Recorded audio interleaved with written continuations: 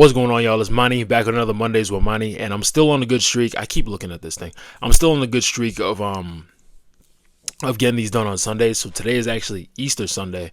So to all who celebrate Easter, have a good time, eat some food, and do what you got to do. But I'm jumping right into the bag today because I don't got any other updates. I want to drop some more music soon, but I'm not sure when. I got to shoot some videos, so I'm gonna try to get those videos rolling and get everything moving. But I want to jump right into the bag today because I just recently, I don't want to say I finished it, but I got like 20 pages left in the book. And the book is called Status Anxiety. Definitely recommended if you haven't read it yet.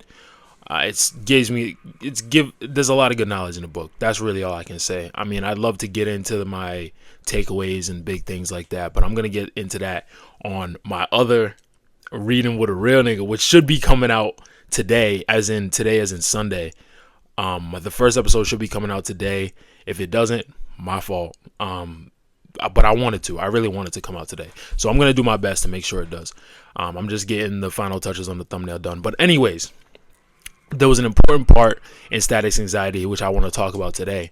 And it goes down to desire. We have a lot of desires. We have a lot of wants. We have a lot of needs. Well, we have a lot of perceived needs that we're striving for day in and day out. And one thing I really wanted to lock in with was the fact that we desire so many things and we want so many things, but by the time we get them, we got a diminishing return. There's diminishing returns. So think about the last time you wanted something. It could be a car. It could be some sort of like a check, whatever. But I'm going to use the car analogy. Imagine you wanted this brand new car, real nice, decked out, got everything you ever wanted. Your dream car, right? The perception of having that dream car is going to make you think that you'll feel so elevated. You'll feel great forever. Like you're like, oh, this is all I need. If I had this, I'd be so happy. You get the car. First week you got the car, you're like, oh my gosh, this is like the best car I've ever had. You finding new things about it every single day. You figuring out how to use it. You driving it around. You feel like the greatest. And then a week passes and you're like, all right, I got the car. It's cool. And then maybe a month passes and you're just like, all right, I got my dream car. Yeah, I'm driving it around. And then about I don't know, there's no definitive amount of time on it, but eventually it just becomes your car. And you're just like, oh, this is just my car. And by that point, you've already moved on to the next thing that you want. Maybe it's another car. Maybe it's a completely different car that you got your eyes on now. Not too long ago, you just thought that this car was going to be the one that you would be, it would change your life. But it didn't. It really didn't for that long. You got it, and then you started not liking it. So I want people to understand, and that was one thing the book wanted people to understand, is that the things that you desire, once you not having something and chasing it, is going to feel better than when you get it. Because once you get it, your mind is like, all right, mission complete. Mission complete. We all think, all right, mission complete. Now on to the next thing.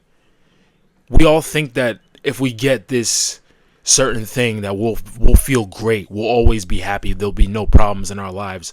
But once we get it, we're like, whatever. Let me get something else. So people, they spend all their lives chasing these things that they want to get, whether it be money, whether it be, prosperity, fame, anything of that sort. We chase it so much to the point that even once we get it, we chase these things so much, not realizing that once we get it, it's just gonna, think about all the things around you that you wanted so bad, things that you may have, you could have anything. You wanted it for so long, and then once you got it, you started getting used to it, you started getting comfortable with it, and then you're like, oh, okay, well, this is just a regular now. Nothing that you get, nothing that you receive is going to make you happy. Nothing is going to satisfy you forever. No material object is going to satisfy you forever. You have to learn how to become content and enjoy what you have already. Because any other material additions, whatever you think coming into your life is going to make you feel better, it's not. It'll make you feel better for the moment. You'll hit that pinnacle of having the feeling of, oh, I just got this. Oh, I just did that. But then it's going to start turning down. Then it's going to start diminishing. And then you're going to have something else that you're going to be wanting or desiring. So focus on becoming content with everything that you already have. Because keep this in mind, no matter whatever you get in addition to what you already have, it's not going to make you any happier long term. It's not going to change. It's not going to change your life as life altering as you think this stuff may seem. You're going to get it, and then a couple months later, you're going to be like, all right, let's get something else. Because we're always thinking the grass is greener. The human mind is always going to think the grass is greener. They're always going to think, oh, there's something else I can get. What else can I get? What's next? I got to get this. I got to get that. This is going to make me happy. This is going to make me feel my best. And it's not.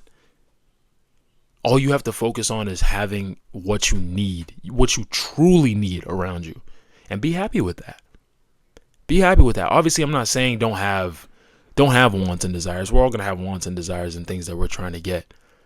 But understand that they're not going to have everlasting happiness. They're not going to have an everlasting impact on your life.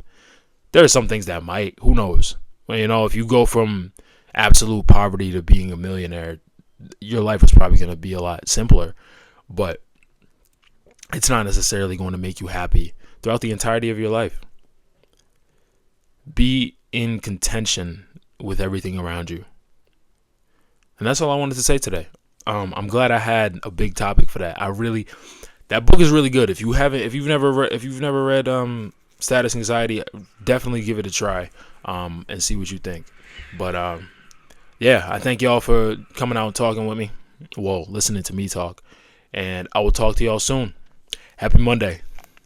Yeah, this what happens when you fall in love. I was calling cuz and saying, cuz, I think I found the one. And cuz already married, he was happy that I found me some. But that was back in January, girl, that's when we just begun. Was telling Nana to be ready for the wedding, even though she really might not be here for the wedding.